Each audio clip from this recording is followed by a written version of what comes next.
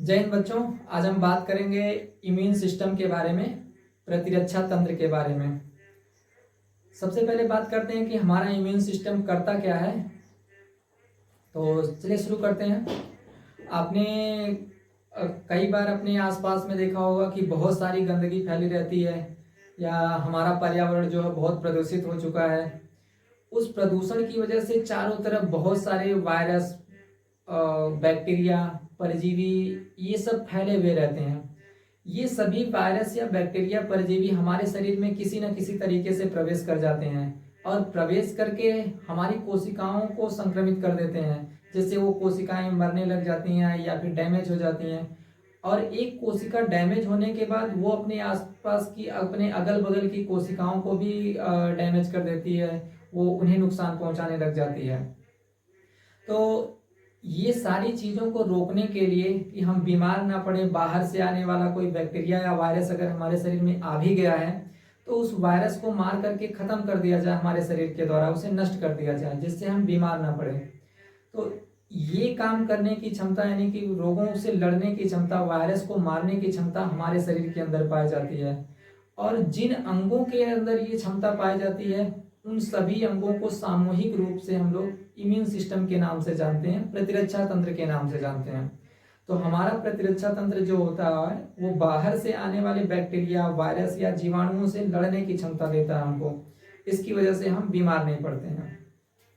अगर आप कभी ऐसा हो रहा है कि बार बार आप बीमार पड़ जा रहे हैं, आपको अक्सर सर दर्द रहता है, आपने कोई काम भी नहीं किया है सुबह से लेकिन फिर भी आपका शरीर में बहुत दर्द है, या आप बार बार थक जाते हैं, बहुत जल्दी से सुस्ती आ जाती है, आलसपन आता रहता है आपके शरीर में, आपको बार बार बुखार आ जाता है, सर्दी हो जाती है, जुकाम हो जाता है, अगर ये सारे लक्षण आपके शरीर में दिखाई दे रहे हैं तो आपको बहुत सतर्क हो जाने की ज़रूरत है। इसका मतलब है कि आपका जो इम्यून सिस्टम है, आपकी इम्यूनिटी बहुत कमज़ोर हो चुकी है, आपके अंदर रोगों से लड़ने की क्षमता नहीं रह गई है, इसलिए आप बार बार बीमार हो रहे हैं।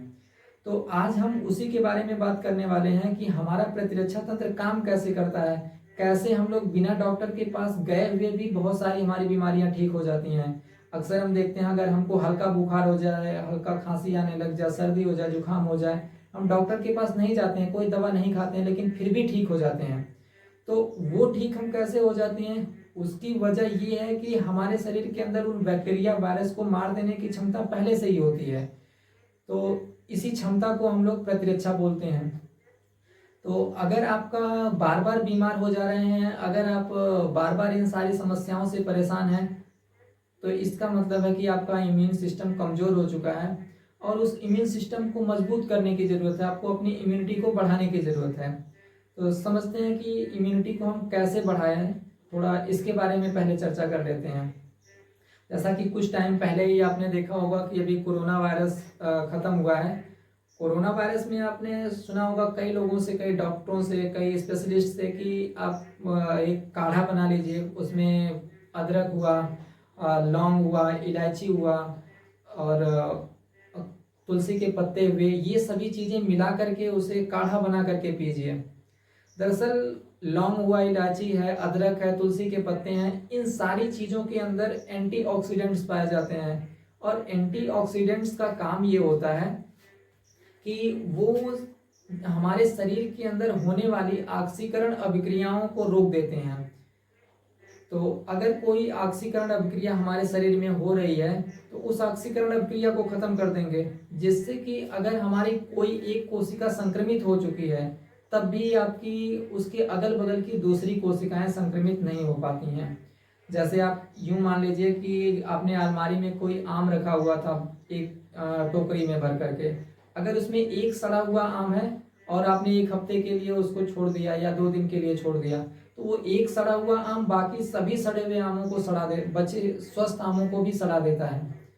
लेकिन अगर आप उस एक सड़े हुए आम को हटा दें तो बाकी के आपके आम जो रहेंगे वो सुरक्षित रह जाते हैं।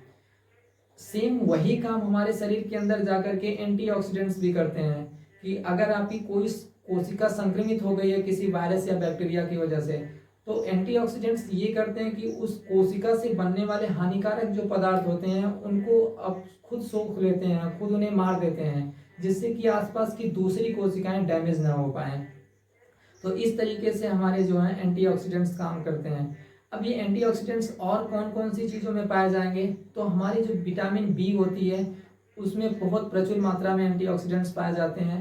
तो विटामिन सी से युक्त फलों को अगर आप अपने डाइट में रोज ले रहे हैं, अपने भोजन में रोज लेते हैं, तो आप बीमारियों से बच सकते हैं, अपने प्रतिरक्षा तंत्र को मजबूत कर सकते हैं। जैसे कि संतरा हो गया, नींबू हो गया, आंवला हो गया, मौसमी हो गया, ये सारे फलों के अंदर जो है बहुत अच्छी मात्रा में एंटीऑक्सीडेंट्स पाए जाते हैं, जिसकी वजह से आपकी इम्यूनिटी बूस्ट होगी, आपको बार बार बीमारी होने में सुरक्षा मिल सकती है। तो ये सारी चीज़ों का आप यूज करिए, आपकी इम्यूनिटी जो होगी वो बूस्ट हो जाएगी, बढ़ जाएगी। अब आगे हम लोग समझते हैं कि इम्यूनिटी के बारे में। इम्यूनिटी क्या है, प्रतिरक्षा तंत्र क्या है। प्रतिरक्षा तंत्र के बारे में हम लोग डिटेल से समझेंगे।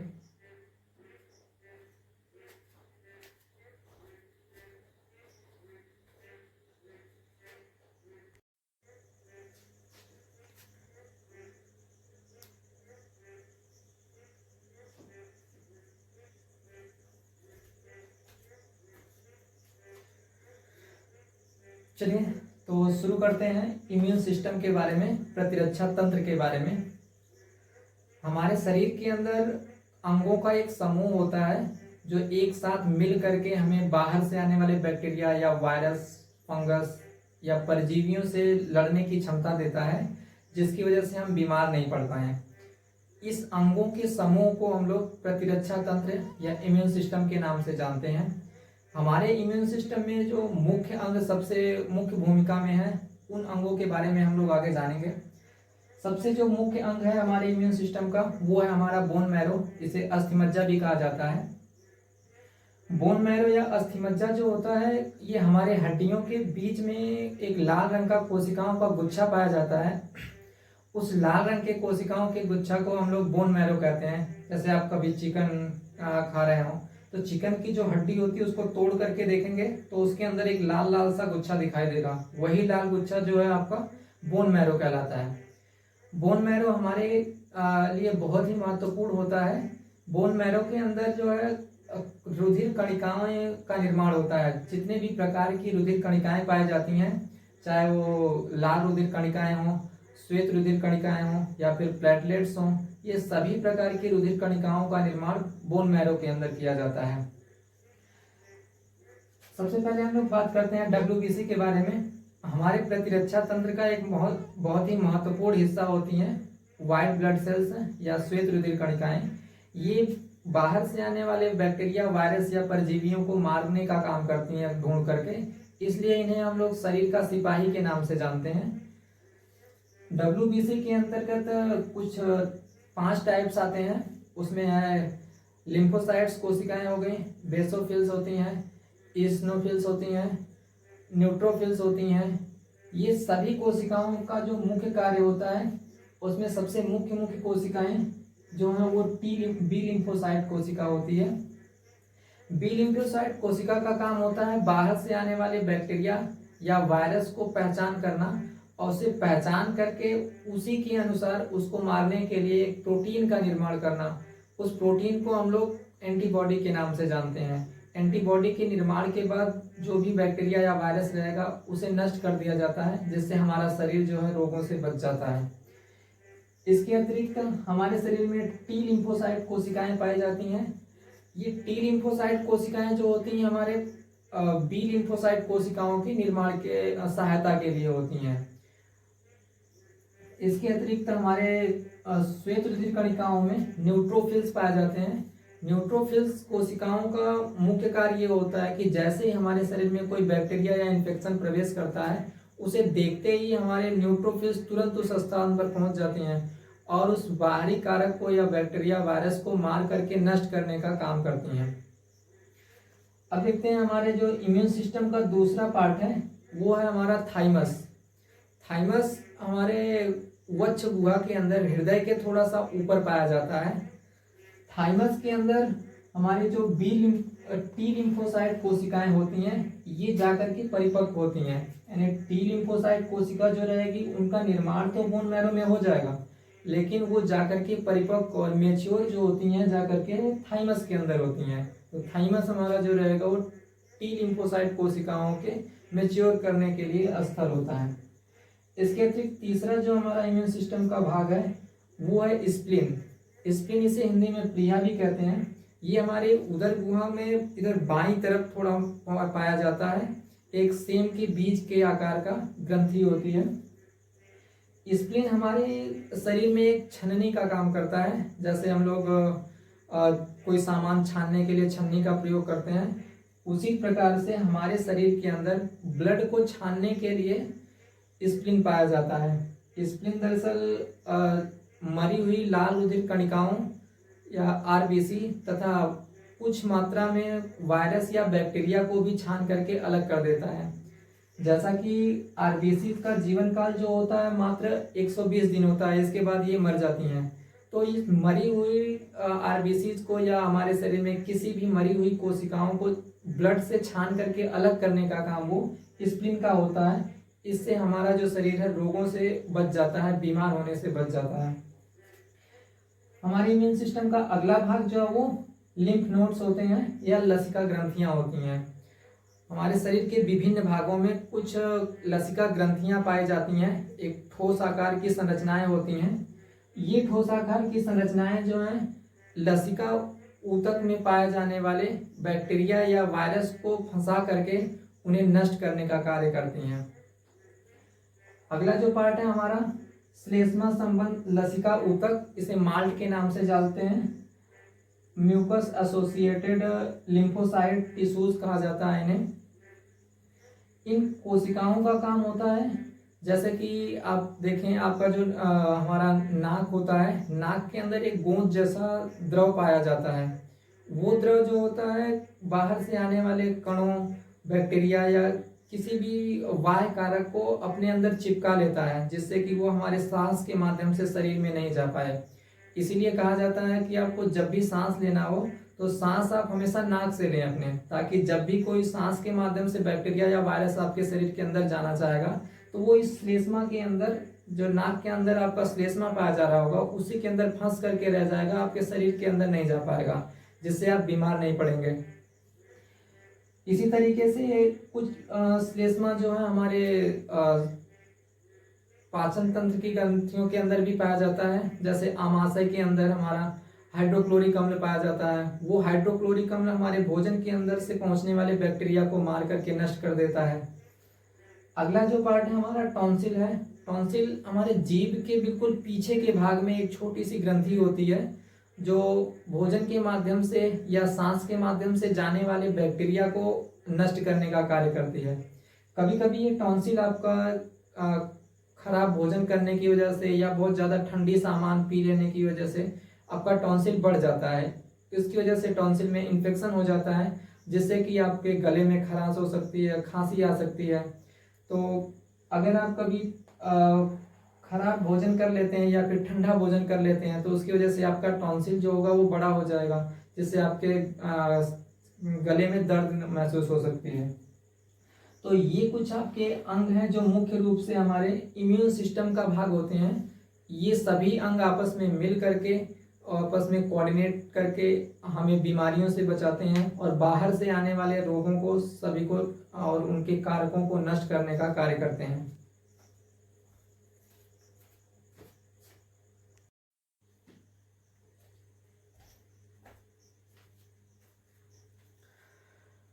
अब समझते हैं इम्यूनिटी के प्रकार के बारे में, या टाइप्स ऑफ इम्यूनिटी क्या होती हैं। मुख्य रूप से हमारे शरीर में प्रतिरक्षा दो प्रकार की होती है। एक तो जन्मजात प्रतिरक्षा और दूसरी होती है उपार्जित प्रतिरक्षा या एडॉप्टिव इम्यूनिटी। पहले प्रकार के बारे में बात करते हैं, इनेट इम्यूनिटी जिसे कहा जाता है। यह हमें जन्म से ही मिली होती है। जब हम जन्म लेते हैं तब से ही हमारे शरीर के अंदर कुछ ऐसी क्षमताएं होती हैं जिससे हमारा शरीर रोगों से, बैक्टीरिया से लड़ लेता है, उन्हें नष्ट कर देता है। जैसे मुख्य रूप से है, इसमें 4 प्रकार होते हैं। पहला टाइप है शरीर क्रियात्मक रोधिका। जैसे हमारे शरीर का जो तापमान होता है वो तापमान बाहर से आने वाली बैक्टीरियाओं में से कुछ बैक्टीरिया को नष्ट करने की क्षमता रखता है। उसके अतिरिक्त हमारे शरीर का जो पीएच मान होता है, हमारा जो रक्त है वो 7.4 pH मान के साथ होता है। तो कुछ बैक्टीरिया या जीवाणु इस तरीके के होते हैं कि वो इस पीएच मान को सहन नहीं कर सकते, जिसकी वजह से उनकी मृत्यु हो जाती है। इसके अलावा हमारे शरीर में जैसे आमाशय रस निकलता है, तो जब अगर कभी आपने मान लीजिए दूषित भोजन खा लिया, आप मान लीजिए शाम का भोजन रखा हुआ था और उसको आप सुबह में खा रहे हैं, तो उसमें कुछ बैक्टीरिया पनप जाते हैं। उन बैक्टीरिया को अगर आप खा रहे हैं तो आपके आमाशय में जैसे ही वो पहुंचता है, आमाशय के अंदर हाइड्रोक्लोरिक अम्ल पाया जाता है। वो हाइड्रोक्लोरिक अम्ल बाहर से भोजन में मिल करके आने वाले सभी बैक्टीरिया या वायरस को मार करके नष्ट कर देता है। तो इस तरीके की प्रतिरक्षा की जो व्यवस्था हमारे शरीर के अंदर जन्म जाती होती है। इसके अलावा दूसरा जो हमारा इनएट इम्यूनिटी का पार्ट है वो है शरीर रोधिका के रूप में। हमारे शरीर के बाहर से सुरक्षा के लिए ये अंग होते हैं। जैसे आपके शरीर के ऊपर त्वचा होती है, त्वचा बाहर से किसी भी बैक्टीरिया या वायरस को हमारे शरीर के अंदर प्रवेश नहीं करने देती है। तो एक प्रकार का ये भी हमारा इम्यूनिटी का पार्ट हो जाता है, ये हमारे शरीर की सुरक्षा के लिए होता है। दूसरा तरीका, जैसे इसमें श्लेष्मा पाई जाती है हमारे कुछ अंगों में। कहा जाता है कि आपको जब भी सांस लेना है तो नाक के द्वारा लीजिए। नाक के द्वारा जब सांस लेते हैं हम, तो हमारे नासिका के अंदर कुछ श्लेष्मा बनती है, कुछ चिपचिपा सा द्रव बनता है। वो चिपचिपा द्रव जो होता है गूंद के जैसे रहेगा। जैसे ही कोई बैक्टीरिया, वायरस या धूल के कण, मिट्टी के कण अगर अंदर आपके शरीर में जाना चाहेंगे सांस के माध्यम से, तो उनको आपस में चिपका लेता है, जिससे वो आपके शरीर के अंदर प्रवेश नहीं कर पाते हैं। तो ये भी एक प्रकार का इम्यूनिटी का पार्ट हो जाता है हमारा। नेक्स्ट पार्ट है, हमारे शरीर के अंदर कुछ कोशिकाएं पाई जाती हैं जो जीवाणु भक्षी होती हैं। इन्हें फोगोसाइटिक सेल्स के नाम से जाना जाता है। जैसे कि हमारा जो न्यूट्रोफिल्स होती है, डब्ल्यूबीसी का एक पार्ट, ये बाहर से आने वाले बैक्टीरिया को पहचान करके उन्हें मारने का काम करती है, उन्हें भक्षण करने का काम करती है। सबसे पहले तो ये बैक्टीरिया को चारों तरफ से घेर लेगी और उसके बाद अपने साइटोप्लाज्म में मिला करके उसे नष्ट कर देती है। इसके अलावा आपका जो ज्वलन रोधिका इसका अगला पार्ट है। जैसे आपको कभी चोट लग जाए या कोई इन्फेक्शन हो जाए, तो वहां पे आपको जलन सी महसूस होने लग जाती है, जले हुए जगह पे या इन्फेक्शन वाले जगह पे।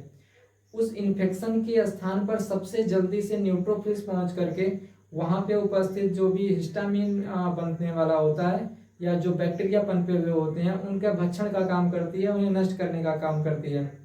इस तरीके से आपके शरीर के अंदर जन्मजात ही कुछ क्षमताएं होती हैं, जिसकी वजह से हमारा शरीर जो है बैक्टीरिया या वायरस से लड़ लेता है और हमें सुरक्षित रखता है। इसके बाद दूसरा टाइप जो हमारे इम्यूनिटी का, वो अडेप्टिव इम्यूनिटी है या एक्वायर्ड इम्यूनिटी है। ये प्रतिरोधक क्षमता जो हमारे शरीर में जन्म के बाद अर्जित होती है। इसके दो पार्ट होते हैं। सबसे पहला जो पार्ट है वो है सक्रिय प्रतिरक्षण का, और दूसरा पार्ट है इसका निष्क्रिय प्रतिरक्षण या एक्टिव इम्यूनिटी और पैसिव इम्यूनिटी। तो सबसे पहले हम लोग समझते हैं एक्टिव इम्यूनिटी क्या होती है या सक्रिय प्रतिरक्षण किसे कहा जाता है। ये प्रतिरक्षण को समझने के लिए देखते हैं।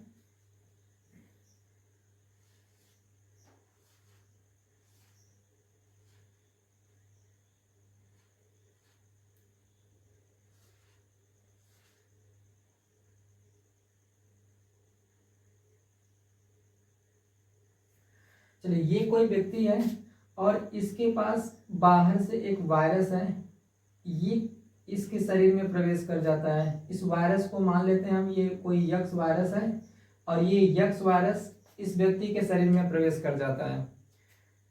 जो भी वायरस या बैक्टीरिया बाहर से प्रवेश करते हैं, इनको हम लोग एंटीजन कहते हैं।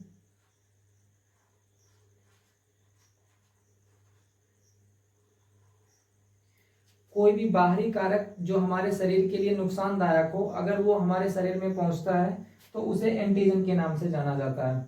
जैसे ही ये बैक्टीरिया या वायरस हमारे शरीर में पहुंचेगा, इनके शरीर में पहुंचता है, तो अगर ये पहली बार आपके शरीर में पहुंच रहा है, तो इसके पहुंचते ही हमारे पास जो इस व्यक्ति के शरीर में होंगी बी सेल्स पाई जाएंगी। ये बी सेल्स जैसे ही किसी एंटीजन को देखती हैं, तो उस एंटीजन को मारने के लिए, उस वाय कारक को मारने के लिए एक प्रोटीन का निर्माण करती हैं। और जिस प्रोटीन का निर्माण करेंगी, मान लीजिए इसके मारने के लिए एक प्रोटीन आया और उस प्रोटीन का निर्माण किया, उस प्रोटीन वाई का इसने निर्माण किया। अब ये जो प्रोटीन वाई है इस बैक्टीरिया यक्स को मार करके नष्ट कर देगा और ये व्यक्ति जो होगा सुरक्षित हो जाएगा। लेकिन इस प्रोटीन के पहली बार निर्माण में कुछ टाइम लगता है, थोड़ा टाइम लग जाता है, कुछ दिनों का, कुछ घंटों का, तो वो समय लगता है थोड़ी बनने के लिए। अब लेकिन एक बार व्यक्ति जब ठीक हो जाता है तो बी सेल्स का ही एक पार्ट होती है मेमोरी सेल्स।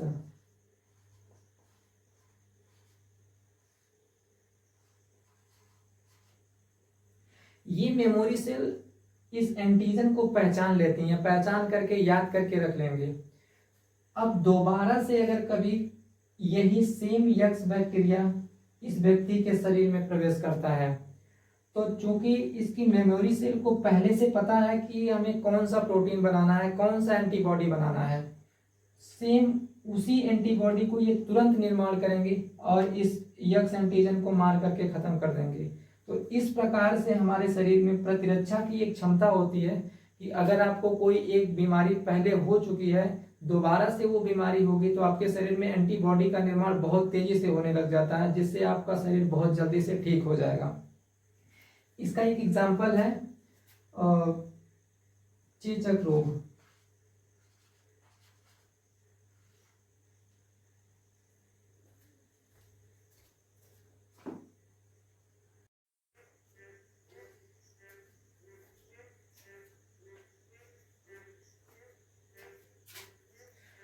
अब देखते हैं अक्वायर्ड इम्यूनिटी के बारे में, यानी उपार्जित प्रतिरक्षा के बारे में।